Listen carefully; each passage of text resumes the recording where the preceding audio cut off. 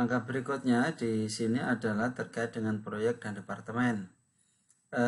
Proyek dan departemen ini adalah menu yang disediakan modul disediakan oleh Accurate untuk menginput transaksi dari event atau proyek tertentu atau departemen tertentu yang dimiliki oleh perusahaan itu. Misalnya begini, misalnya Yusika Salon misalnya mengikuti ada semacam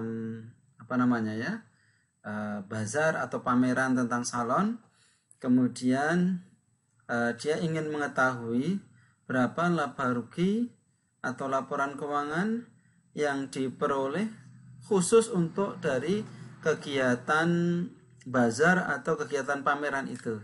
Maka di situ kita input melalui menu proyek ini. Misalnya proyeknya diisi dengan bazar atau pameran di Guru Assalam atau pameran di mana misalnya gitu.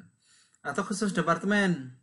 Jadi misalnya kita ingin mengetahui berapa laba rugi di departemen, misalnya departemen bazar. Kalau misalnya tokonya klasifikasinya banyak, misalnya ada toko bangunan, kemudian dia punya toko macam-macam, kegiatan usahanya diversifikasinya banyak, dibagi dalam departemen, maka menu ini kita pakai.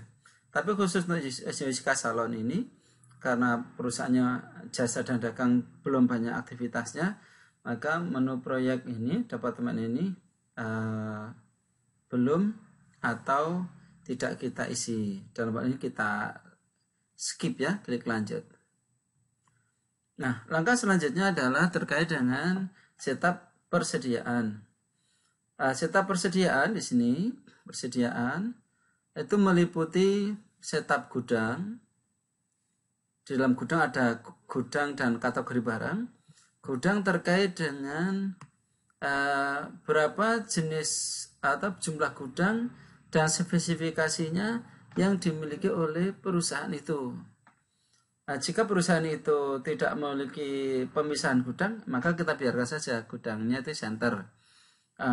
Tapi kalau perusahaannya itu punya misalnya gudang bahan baku, gudang barang setengah jadi, gudang barang jadi, gudang barang retur, atau gudang barang A, gudang barang B, dan seterusnya, maka kita bisa menambah gudangnya di sini.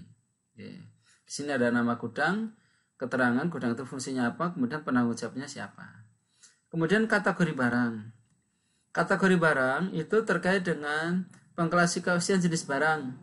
Misalnya kalau dalam HP misalnya ada, ini bisa kategori barang berdasarkan merek, ini Nokia, ini OVO, ini sekarang ya, HP-HP itu.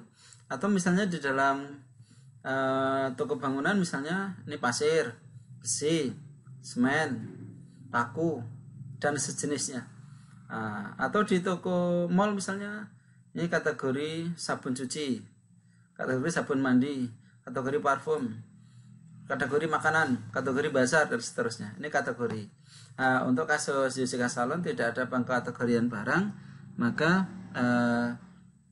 kita tidak menambahkan atau mengisi kategori barang, baik gudang maupun barang, kita biarkan seperti tampilan defaultnya Accurate. Kemudian klik lanjut, yaitu kalau di sini dibaca langkah 12 ya, yaitu terkait dengan akun default barang. Anda dapat membuat akun default untuk semua transaksi barang. Jika setiap barang berbeda, Anda harus mengisinya dari formulir barang atau dari setiap jenis barangnya. Nah, menu ini fungsinya adalah untuk menentukan akun apa saja yang akan digunakan dalam transaksi terkait dengan mutasi barang. Karena Accurate itu menggunakan perpetual, maka mutasi barang persediaannya otomatis menggunakan akun persediaan. Ini ada persediaan. Kemudian untuk penjualan nanti dicatat ke akun apa? Ke akun penjualan. Jika perusahaan menginginkan penjualan itu beda-beda, misalnya penjualan jasa sendiri, penjualan barang sendiri, maka otomatis akunnya nanti ada akun penjualan barang, ada akun penjualan jasa. Nanti pensettingannya itu di formulir barang atau ketika kita men-setting setiap item barangnya, nanti di sana kalau barang akunnya penjualan barang, kalau jasa penjualan jasa. Retur penjualan kita masukkan ke akun retur penjualan barang, artinya kalau ada retur nanti didebit ke akun retur penjualan. Diskon ke potongan penjualan, akun barang terkirim ke barang terkirim. Ketika barang terkirim sudah keluar dari gudang kita, sudah masuk ke bagian pengiriman, maka Accurate akan mencatat kreditnya barang terkirim sebelum sampai di penjualan pembelinya sana. Nah, kalau nanti sudah sampai ke pembeli, Accurate akan mengkredit persediaan dan mendebit barang terkirim. HPP kita isi HPP barang, retur pembelian karena itu metode perpetual, akunnya persediaan. Akun biaya kita isi biaya lain-lain. Barang belum tertagih kita isi penerima barang belum tertagih. Barang belum tertagih itu barang yang sudah dikirim dari supplier kita tapi belum sampai ke kita. Jadi kita baru mendapatkan DO tapi belum mengisi fakturnya. Baik, kemudian klik lanjut. Di form ketiga di setting persediaan ini ada namanya akun default pesanan produksi. Menu ini digunakan atau disediakan untuk setup persediaan pada perusahaan manufaktur.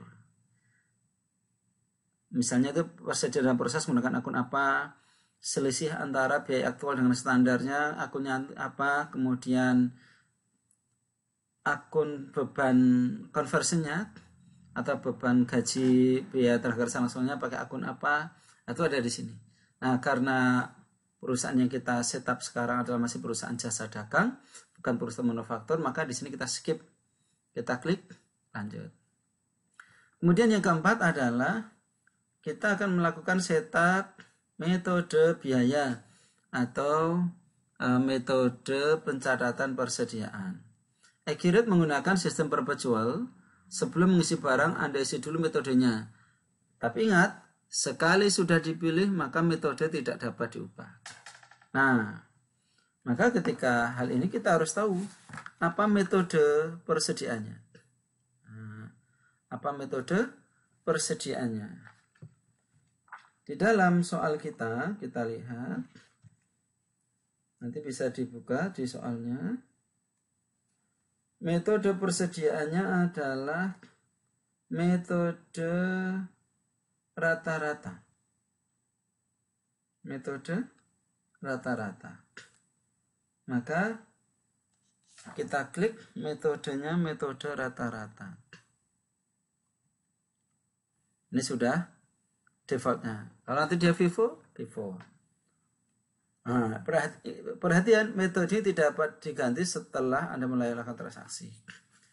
Bagaimana kalau nanti misalnya sudah sampai aktif tetap, ternyata persediaannya salah metodenya?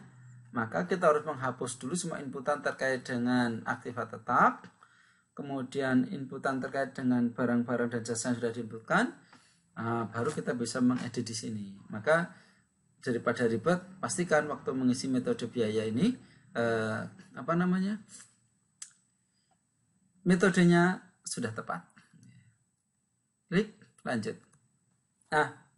Selanjutnya adalah kita akan mengisi informasi barang dan jasa dari Yosika Salon.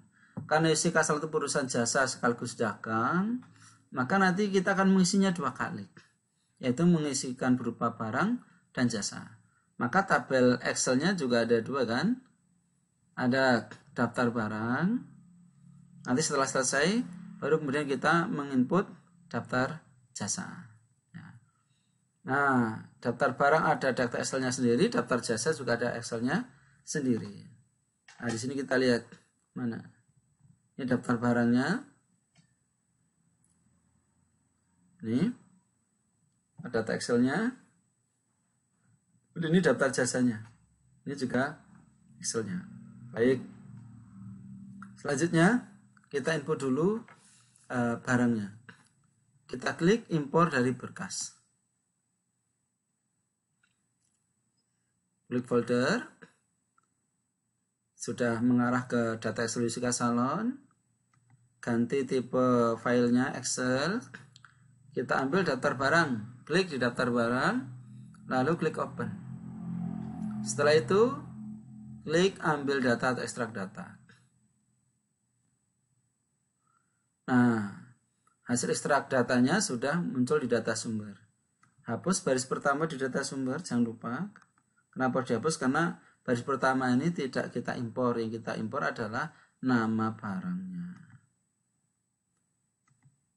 Kemudian setelah itu kita definisikan kolom data sumber. Ini kita beri judul, maksudnya di definisi diberi judul.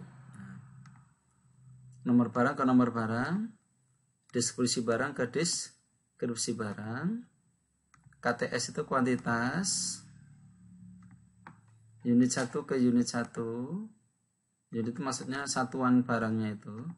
Accurate memberikan fasilitas unit bisa sampai 3, misalnya box, kayak mie itu kan, box, kemudian di dalamnya ada PCS per biji, atau bisa jadi box besar, di dalam ada box kecil, di dalam box kecil ada PCS-nya, jadi satuannya bisa 3. Total biaya, ke total biaya, sales tax, ke pajak penjualan, kita lihat kode pajak penjualan, T kita definisikan ke, di kode kita kemarin kan, T adalah pajak penjualan atau PPN.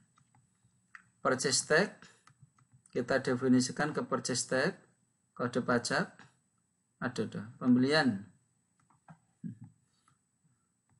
kode pajak pembelian T ke T.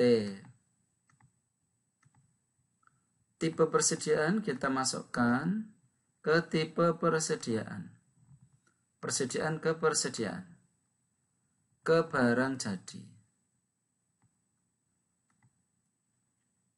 Harga jual kita input ke harga jual. Harga jual unit 1. Nah, ini def harga 1. Accurate bisa memberikan satu barang itu 5 macam jenis harga. Tergantung kebijaksanaan perusahaan. Misalnya pelanggan umum harga eceran sekian. Agen 1, agen 2, agen 3 bisa beda-beda. Kemudian tipe barang kita definisikan ke tipe barang, tipenya persediaan. Karena ini tipenya barang persediaan. Nah, kemudian kita centang kotak kecilnya. Karena di sini tidak ada tanggalnya, maka ini posisi ini aman. Jika sudah, klik impor data. 6 data terimport, barang kita ada 6. Nah, kemudian setelah itu, kita akan mengimpor jasa. Ini barangnya sudah terimpor kan? Nah, ini barangnya sudah terimpor semuanya. Selanjutnya kita akan mengimpor jasanya. Klik di sini. Pilih daftar jasa. 4.2. Open. Klik ambil data. Hapus baris pertama di data sumber. Nah, sini. Kemudian kita definisikan kolomnya. Nomor barang ke nomor barang. Deskripsi barang ke deskripsi barang. Unit 1 ke unit 1 lagi. Tipe persediaan ke tipe persediaan. Servis ke servis. Tidak ada servis di sini. Kita definisikan ke barang lain-lain dulu ya. Ada servis di sini. Kemudian harga jual, def harga jual 1. Oke. Kita cek dulu, oke. Kemudian tipe barang servis. Nah, kita centang kotak kecilnya, nggak apa-apa. Kita import. 8 data terimport. Ada 6 barang dan 6 jasa yang disediakan oleh Jessica Salon. Nah, inilah barang dan jasa yang ada di Jessica Salon. Kita lihat semuanya ada di sini. Ada tipe service. Ini urut urut abjad. C, L, S, sampai V. Tidak urut jenis persediaannya, tipe persediaan, tapi urut abjadnya. Nah, saya belum tahu rumusnya mengurutkan sesuai dengan tipenya. Oh, ini sudah. Klik di tipe. Maka sudah muncul urut barang sesuai dengan tipenya. Nah, tipe. Oh gitu ya, baik-baik. Berarti kalau misalnya kita klik di kuantitas mungkin bisa urut nih. Oh sama saja, di tipe sama nomor barangnya. Baik. Nah inilah langkah-langkah dalam proses setup barang dan jasa meliputi salur uang, gudang, akun default barang, akun default produksi kita skip, kemudian metode persediaannya kita pilih metode rata-rata. Yang terakhir adalah impor barang dan jasa. Baik, demikian terkait dengan setup persediaan.